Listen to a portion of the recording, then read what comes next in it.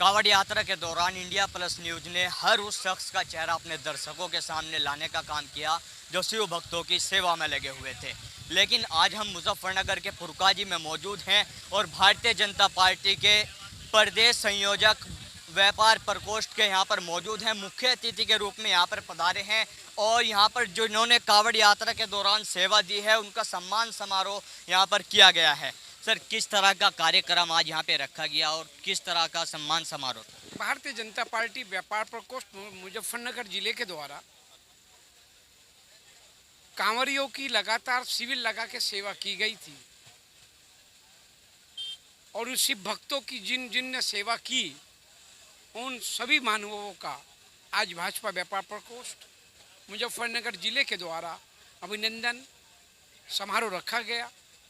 हमने उसमें सहभागिता की और शिव भक्तों की सेवा करने वाले इन शिव भोलों का सम्मान करते हुए भारतीय जनता पार्टी व्यापार प्रकोष्ठ अपने आप को गौरवान्वित महसूस करता है। किसी भी आयोजन में देखा जाता है जो व्यापारी होते हैं उनका एक अहम रोल होता है, वो बढ़ चढ़ कर हिस्सा लेते हैं, अपने काम को एक तरफ कर कर यात्रा हो किसी भी प्रकार का आयोजन है उसमें बढ़ चढ़ कर हिस्सा लेते हैं। क्या कहना चाहोगे उन व्यापारियों के? व्यापारी मेरे देश की रीढ़ की हड्डी है। व्यापारियों ने कोरोना महामारी में भी दिखाया, विश्वव्यापी कोरोना महामारी में देश के आदरणीय प्रधानमंत्री जी, उत्तर प्रदेश के आदरणीय मुख्यमंत्री की एक आवाज़ पे उनकी दुकानें, उनके कारखाने, उनकी फैक्ट्री बंद रही, उसके बावजूद अपनी गली, अपने मोहल्ले, अपने शहर, अपने कस्बे में किसी को भूखे नहीं सोने दिया। अनाज के खाने के भंडार लगा दिए, किसी को नंगे पैर चलने नहीं दिया, बस इनको कपड़े दिए। इसलिए और इस कोरोना इस सावन के पवित्र महीने में जो भोले बाबा शिव भक्त अयोध्या हरिद्वार से लेकर दूर दूर तक जल लेके आते हैं, लगातार 2 वर्ष के बाद वो शिव भक्तों की जो सेवा व्यापार प्रकोष्ठ के द्वारा की गई, मेरे व्यापारियों के द्वारा की गई, उन व्यापारियों का मैं अभिनंदन करता हूं, स्वागत करता हूं। ये मेरा व्यापारी ही है जो मान सम्मान स्वाभिमान के लायक है और भारतीय जनता पार्टी हमेशा व्यापारियों के मान सम्मान स्वाभिमान की रक्षा करती आई है, आगे भी करेगी। अभी आपने कहा है कि व्यापारी देश की रीढ़ की हड्डी होते हैं, हर तरह से वो बढ़ चढ़ कर हिस्सा लेते हैं। आपकी सरकार व्यापारियों के लिए किस तरह का कार्य कर रही है? जिस तरह से किसी भी चीज़ पर एकदम से टैक्स बढ़ा दिया जाता है, व्यापारियों की तो रीढ़ की हड्डी टूट जाती है। ऐसे आप उनको रीढ़ की हड्डी बता। आपने समाजवादी पार्टी की सरकार भी देखी होगी, बहुजन समाजवादी पार्टी की सरकार भी देखी होगी और कांग्रेस की भी देखी होगी। सपा की सरकार में लूट, डकैती, हत्या, रंगदारी, चौथ वसूली से उत्तर प्रदेश जल रहा था, व्यापारी भयभीत था। कैराना, श्यामली, रामपुर, अंबेडकर नगर, जौनपुर का व्यापारी पलायन कर रहा था, उद्यमी परेशान थे। टाटा, बिरला, अंबानी जैसे उद्योगपति उत्तर प्रदेश को आके झांकते नहीं थे। सूबे के 75 जिलों में 5 जिलों में बिजली आती थी, सरेआम व्यापारी को उठाकर उसकी हत्या कर दी जाती थी।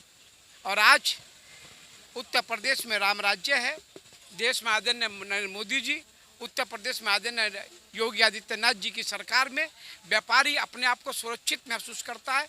हमने पहली बार देश में 75 वर्षों में पहली बार श्री नरेंद्र मोदी जी के नेतृत्व में व्यापारी को पेंशन योजना दी गई।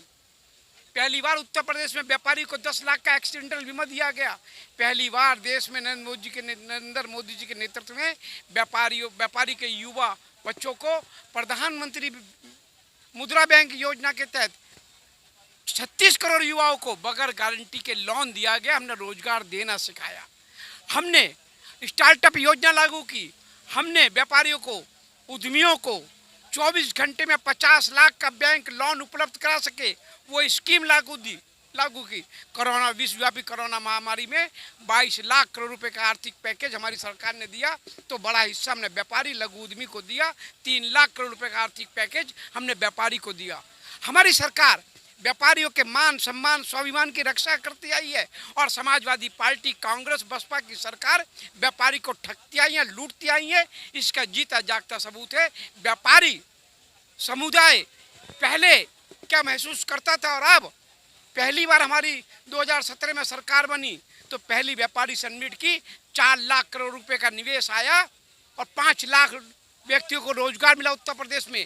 अभी तीसरी व्यापारी समिट हमने 3 जून को की तो 80,000 करोड़ रुपए का निवेश आया और जनवरी में हम ग्लोबल व्यापारी समिट करने जा रहे हैं। पूरे विश्व का व्यापारी उत्तर प्रदेश की ओर देख रहा है और उत्तर प्रदेश में व्यापार और उद्योग डालने को लालायित है। व्यापारियों के हित में भारतीय जनता पार्टी के आगे की किस तरह की रणनीति है? जिस तरह से 2024 के चुनाव भी नज़दीक हैं, चुनाव के समय में तमाम पार्टियां बड़े बड़े दावे करती है। व्यापारियों को लेकर किस तरह की योजना सरकार ने तैयार की है? किस तरह से व्यापारियों को अपनी ओर लाने के लिए क्या नई स्कीम तैयार की?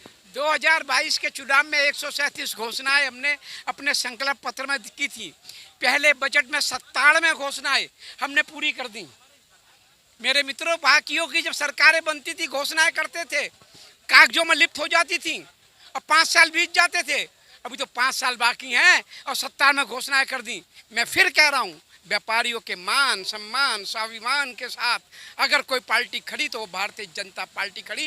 देश के प्रधानमंत्री आदरणीय नरेंद्र मोदी जी खुद एक छोटे चाय बेचने वाली के व्यापारी हैं, तो देश के गृह मंत्री अमित शाह खुद एक व्यापारी के बेटे हैं। हमारे लिए किसान और व्यापारी, देश का युवा, देश की माता बहनें सब सम्मानित हैं। अब हम सबका साथ, सबके विकास, सबके विश्वास को लेकर अगर कोई पार्टी चलती है तो भारतीय जनता पार्टी चलती है। अब इस समय हमारा एक ही ध्येय है, 13 अगस्त से लेके 15 अगस्त तक घर घर तिरंगा, हर हर घर तिरंगा, घर घर तिरंगा। मेरा व्यापारियों से यही आह्वान है कि हर दुकान पे, प्रत्येक दुकान, प्रत्येक घर पे 13 अगस्त से 15 अगस्त तक तिरंगा लगाएं और तिरंगे का सम्मान करें। उसमें भी व्यापारियों का अहम रोल है। हर दुकानदार से, हर फैक्ट्री मालिक से पैसे लिए जा रहे हैं तिरंगा बनवाने के लिए। हम गलत फहमी में है, गलत फहमी में है। ये समाजवादी पार्टी, बसपा, औरंगजेब गौरी की आत्मा इनमें घुसाई। सिर्फ भारतीय जनता पार्टी जो राम राज्य की ओर चल रही है, भारतीय जनता पार्टी किसी व्यापारी का उत्पन्न नहीं करती। समाजवादी पार्टी और सपा और कांग्रेस बसपा व्यापारी का उत्पन्न करती, हम व्यापारी का सम्मान करते, ये फर्क है। हमारे साथ भारतीय जनता पार्टी के विनीत शारदा, प्रदेश संयोजक भारतीय जनता पार्टी के मौजूद थे, जो जानकारी दे रहे थे। सरकार जो है लगातार व्यापारियों के लिए मान सम्मान की लड़ाई लड़ने के लिए हमेशा तैयार है। मैं अपने सहयोगी एस चौधरी के साथ Tanveer Malik, India plus news, Muzaffarnagar. India plus news, सिर्फ वही जो सही।